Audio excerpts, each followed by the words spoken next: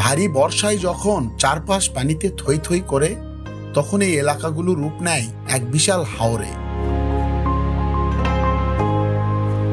আর এই হাওরের মাঝেই দেখা মিলে দ্বীপের মতো ছোট ছোট গ্রাম আর বাড়ি। মিঠামইন থেকে অষ্টগ্রাম যাওয়ার পথেই চোখে পড়ে অতুলনীয়, অসম্ভব সুন্দর এই গ্রামটি। এরকম সাঁকো যুক্ত করেছে একটা পুরো গ্রামকে।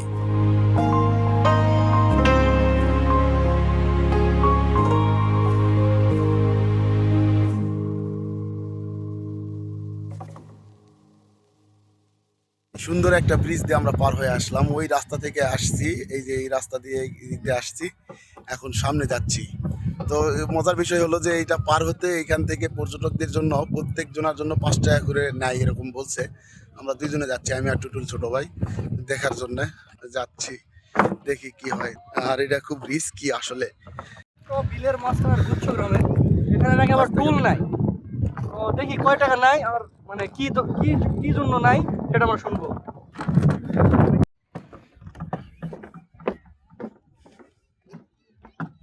এখন আমরা এই গ্রামে প্রবেশ করব। আপনাদের দেখাবো দ্বীপের মতো এই গ্রামের মানুষজন কিভাবে বসবাস করে, তাদের হাওরের জীবনযাপনটাই বা কেমন।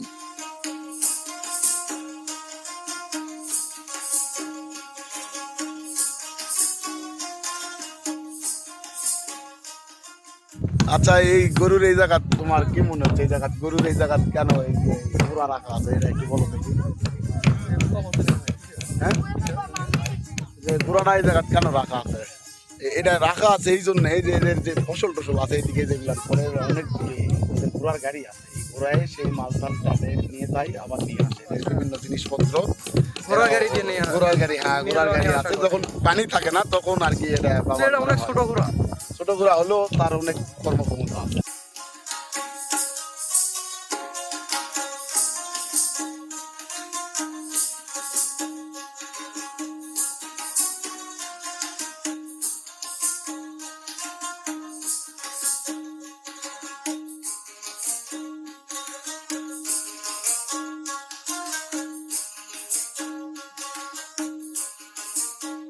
একদম দ্বীপের মতো পানির মাঝে বর্ষায় তাদের প্রধান আয়ের উৎস হচ্ছে গবাদি পশুপালন, মাছ ধরা ও অবসর সময়ে নৌকা মেরামত করা।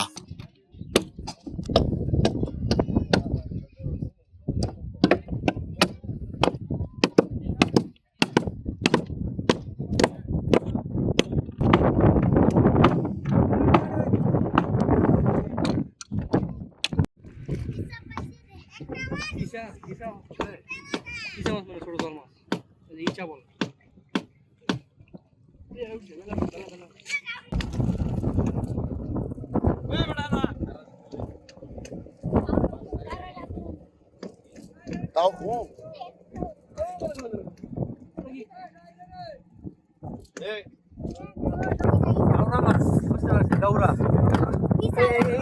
এখানে পেলেন নদী দিলেই। আচ্ছা,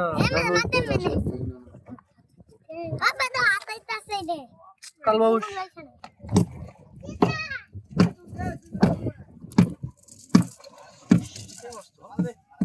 তোমার সেই বিখ্যাত গোবরের পিঠা। হ্যাঁ, গোবরের পিঠা, এটা আসলে খাওয়ার পিঠা না, এটা হচ্ছে আসলে চুলায় জাল দেওয়া হয়। এখানকার লোকেরা আসলে খড়ি বা অন্য কিছু খুব একটা কম পায়, তো এই জন্য তারা প্রাকৃতিক যে মনে করেন যে গরুর গোবর থেকে যে একটা ইয়ে আসে, ওদের মল আসে, সেটা মল ইয়ে করে দেখতে কিন্তু সুন্দর লাগছে। আসলে এটা সুন্দর। যদি কেউ খেতে চান তাহলে আসতে পারেন।